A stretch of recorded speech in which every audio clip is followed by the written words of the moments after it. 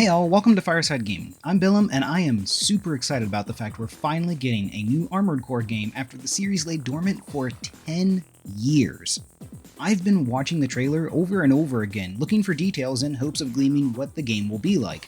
And I think it's going to be a return to, well, core elements of Armored Core.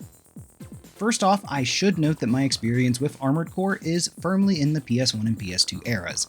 I've never played any of the games beyond that, so I won't deny having a little bit more of a limited understanding of AC4 and 5's mechanics.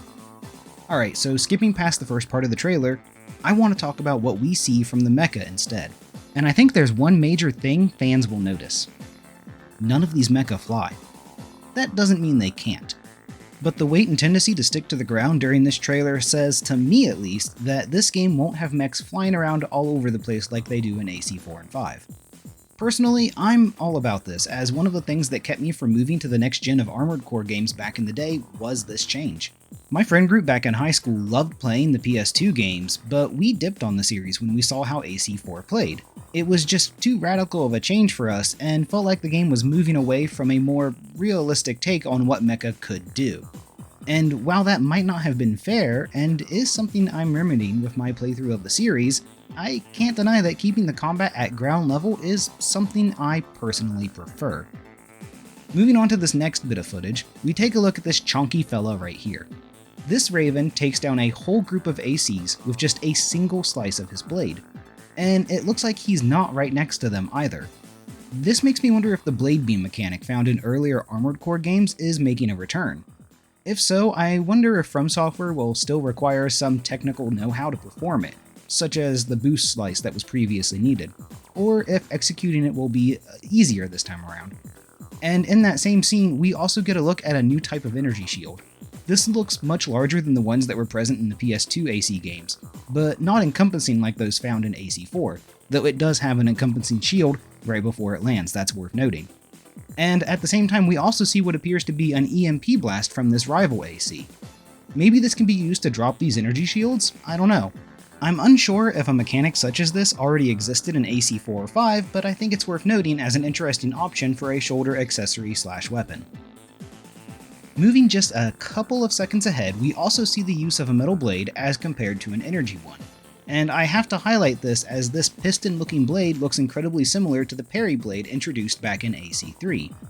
While that mechanic was poorly executed and not even really well known, this could be FromSoft telling players that Armored Core 6 will bring back the parry mechanic in a major way. I'm all for that, as having more customization options to change up how the AC plays is a welcome feature.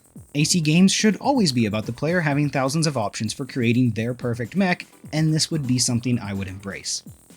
It also looks like players can expect massive boss battles in Armored Core 6 based on the size of some of these ACs.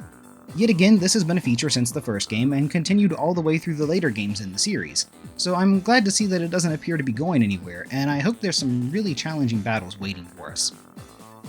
This giant beast of a mech also shows us it has gun arms equipped. I see this as confirmation that these parts will be available in Armored Core 6, and dang, they are powerful parts in the other Armored Core games, so I could definitely see using them. However, I do hope that there would be an option to maybe just have one gun arm instead of requiring both of them to be equipped. I feel like that would be a natural evolution of the AC customization based on the games that I've played. Speaking of customization, I can't help but think we're getting more options for switching between weapons in this game. There's this scene where the AC that's holding that potential parry blade also pulls a rifle off of its shoulder before a visor clamps down over its head. I'm wondering if this won't allow players to have at least two handheld guns that they can switch between. It would be incredibly cool if we could have a normal visor when using close-range weapons, but then if we want to switch to something long-range, a different visor would come down, giving us a better view of the target or maybe more targeting options at that point. Maybe I'm just being hopeful, but I'm really expecting tons of customization from this game. See, there's this IGN interview that has Hidetaka Miyazaki and Masaru Yamamura, I hope I got those right, I'm bad with names, and they're talking about the game. I'll link it down below, but something that's stressed during the interview is that this will be an AC game, not a Souls game with an Armored Core skin. They even point out that it's going to be mission-based, the arena is returning, and that customization will play a huge part in progression. That's everything I ever wanted to hear about the game, and it smashes any concerns I may have had after the trailer dropped. Also, it's interesting that Yamamura says FromSoft would like to think of this as a completely fresh new story, and that there are no direct links with previous games in terms of continuing story. That to me says that this game will still be set in the same universe as the other games, even if the setting is different because it's not on Earth or Mars, and it doesn't feature any of the same characters we might have known before.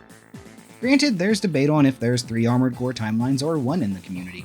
I'm of the opinion that all games take place in one long timeline, and I'm hoping we can see some callbacks and references to previous games, even if they're only small and don't affect the story in any major way. Are you excited for Armored Core 6? Are there details I missed in the trailer? Please, share them below. I am so ready for this new game, even if I haven't caught up on my playthrough of the current ones, and I want to hear everyone's thoughts. And as always, thank you for watching, and until next time, take it easy, Ravens.